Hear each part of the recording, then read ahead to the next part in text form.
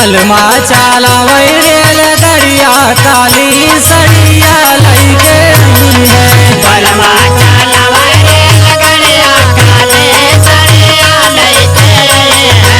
बलमा चाला रेल गड़िया काली सड़िया लैके आई है। बलमा चाला रेल गड़िया काली सड़िया लैके आई है। बलमा चाला रेल गड़िया काली सड़िया लैके आई है। बलमा चाला रेल गड़िया काली सड़िया लैके आई है। अयोध्या से बाली सुल्तानपुर से लाली, सुल्तानपुर से लाली, सुल्तानपुर से लाली, सुल्तानपुर से लाली, सुल्तानपुर से लाली। जौनपुर से चुनरी लाई है, बालम काली सड़िया लाई है। जौनपुर से चुनरी